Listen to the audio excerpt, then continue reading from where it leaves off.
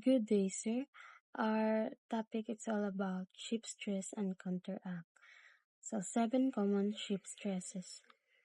Una, hugging. The center of the ship rises higher than the ends. So, murag ang tunga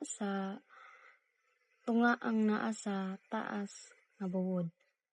Upward bending happens along the hull. Ang upper deck may unang ma-tension sa bawod. Kaduhang, sagging. The middle part drop lower than bow and stern. Ang duha ka tumoy masupported sa waves. Downward bending ang effect sa midships. Ilawom nga structure ang mabugatan. Katulo ang shear force. Unequal loading creates internal stress. Kung dili pantay ang timbang sa cargo, sections try to slide past each other. So, naay pwersa nga nagduso sa sulod sa barko. Kaupat, torsional stress. The ship experience twisting motion. Kung ang bawod kusog ra sa usa ka slide, long hulls are more exposed to this stress. Mas ma-experience ni sa lapad nga vessel. Kalima, panting. Hull plating moves repeatedly near the bow. Sa unahan nga parte magsigi og lihok ang metal. Pressure from waves keeps changing. Kadugoyan mahimong muhinay ang plating. Pounding or slamming. Strong impact occurs between hull and sea surface.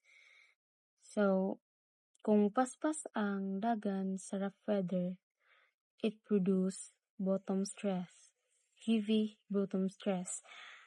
Muragi hampak ang keel sa dagat. So, the last is rocking. Sideway distortion happens during rolling. Magkiwal ang barko pakilid. So, internal frames absorb the force. Ang bulkheads maoy muantos sa pressure. So our next topic is all about measure to counteract ship stresses. Una ang structural design. Ship are enforced during construction. Lig-on ang framing system sa sulod. Double bottom improves strength. Mas baga ang plating sa bow ug stern. Proper loading and ballasting.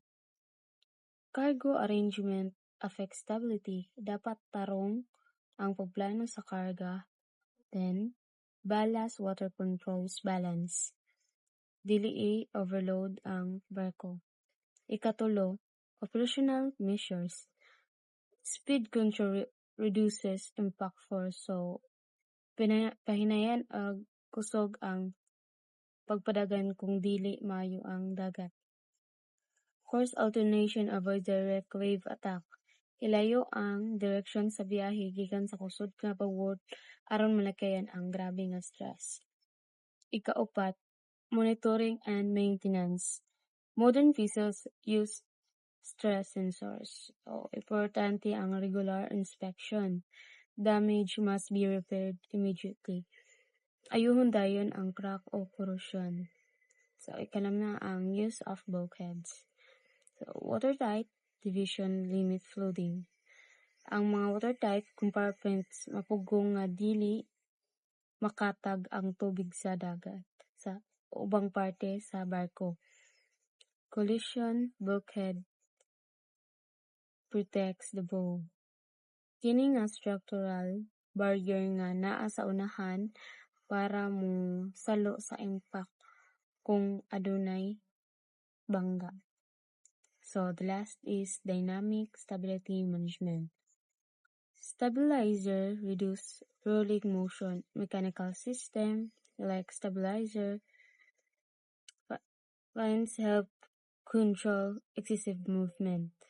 Correct trim distribute weight properly.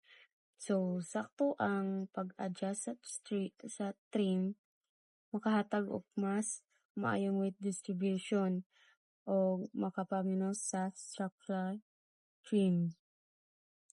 Thank you.